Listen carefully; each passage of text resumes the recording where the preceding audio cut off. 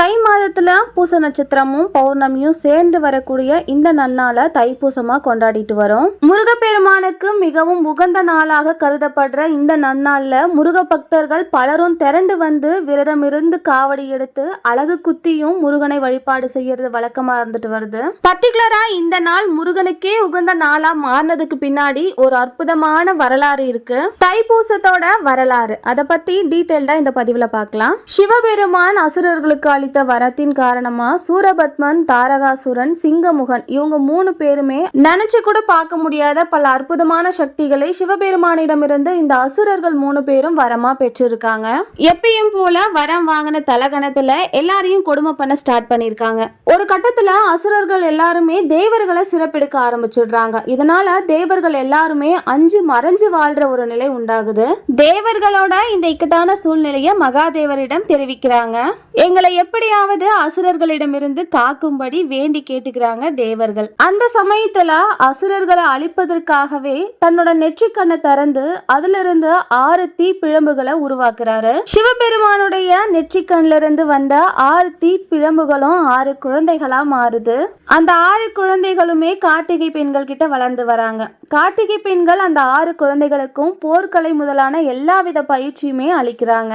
அதுக்கப்புறம் ஒரு நாள் அன்னை பார்வதி தேவி வந்து தன்னோட 6 புத்திரர்களையும் ஒரு சேர அணைக்க அறுவரும் இணைந்து ஒருவராக மாறுறாங்க. 6 குழந்தைகளின் சக்தியும் ஆற்றலும் அறிவும் ஒருங்கிணைந்து தோன்றிய முருகன் பல கலைகளிலும் சிறந்து விளங்குறாரு. அசுரர்களோட பாவக்குடம் நிறைஞ்சு அவர்களோட அழிவு காலம் வந்தபோது பழனியில ஆண்டி கோலத்துல இருந்த முருகனுக்கு ஞான வேலை கொடுக்கிறார் அன்னை பார்வதி தேவி. அப்படி அந்த ஞான வேலை கொடுக்கப்பட்ட தினமே தைப்பூச தினமா கொண்டாடப்படுது. அந்த ஞான வேலை கொண்டுதான் கந்தபிரான் அசுரவதம் புரிந்து தேவர்களை காத்திருக்காரு. அந்த அசுரவதம் நடந்த இடம்தான் திருச்செந்தூர். பழனியில முருகன் ஞான வேலை பெற்றதால மற்ற முருகன் கோவில்களை காட்டிலும் தைப்பூச விழாவானது பர்டிகுலரா பழனி முருகன் கோவில்ல வெகு விமர்சையா கொண்டாடுறது வழக்கமா இருந்துட்டு வருது. இந்த நன்னாளை நோக்கி முருக பக்தர்கள் துளசி மாலை அணிந்து 48 நாட்கள் விரதம் இருந்து பழனிக்கு சென்று முருகனை தரிசிப்பது வழக்கமா இருந்துட்டு வருது. தைப்பூசம் அப்படின்னா முருகப்பெருமானுக்கு மட்டும் உகந்த நாளா இல்ல, அதோட சிவனுக்கும் குரு பகவானுக்கும் கூட இந்த நாள் ரொம்பவே சிறப்பான ஒரு நாளா இருக்கும். தைப்பூசம் அன்னைக்கு காலையில எழுந்து குளிச்சுட்டு நெத்தி நிறைய திருநீர் வச்சுக்கோங்க.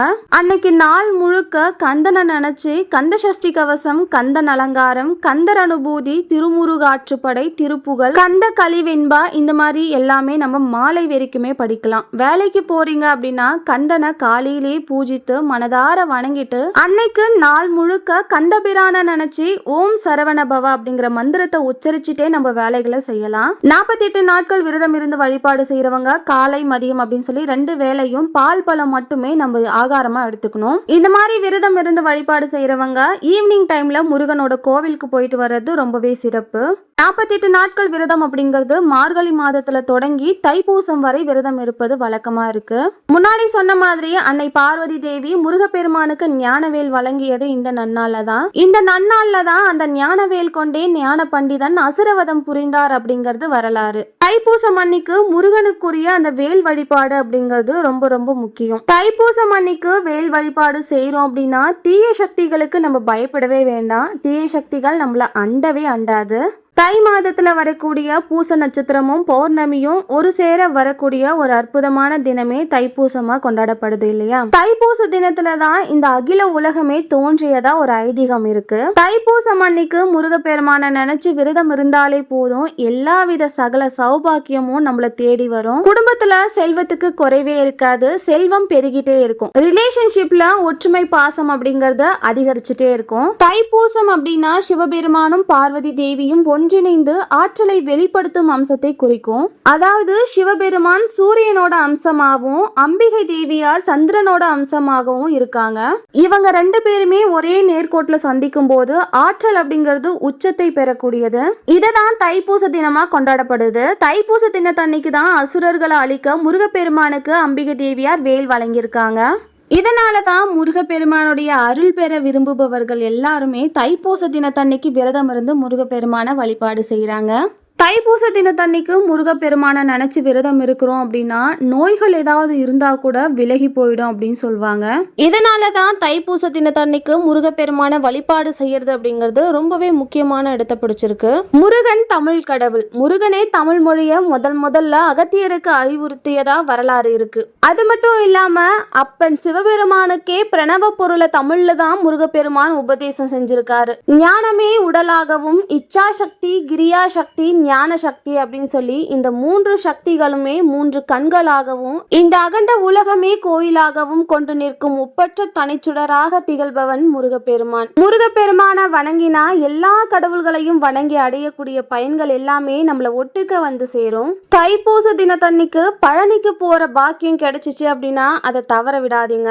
தைப்பூச தன்னைக்கு பழனி முருகனோட கோவில்ல அபிஷேக ஆராதனையை தரிசிக்கிறதால நம்மளுடைய சகல பாவங்களும் தீரும் அப்படிங்கிறது ஐதீகமா இருந்துட்டு வருது. அது மட்டும் இல்லாம இந்த நன்னாள்ல சுபகாரியங்கள் செய்தால் தம்பதிகள் வாழ்வுல எல்லா வளமும் நலமும் கிடைக்கும் அப்படிங்கறது சொல்றாங்க. இது மட்டும் இல்ல, பூச நட்சத்திரக்காரர்கள் இருக்கீங்க அப்படின்னா சாஸ்தா வழிபாடு நடத்துறது மூலியமா சகல செல்வங்களையும் பெறலாம். பூச நட்சத்திரக்காரர்கள் எல்லாம் ஐயப்பனுடைய மூல மந்திரமாகிய சுவாமி சரணம் அப்படிங்கறத ஓதிக்கிட்டே இருங்க.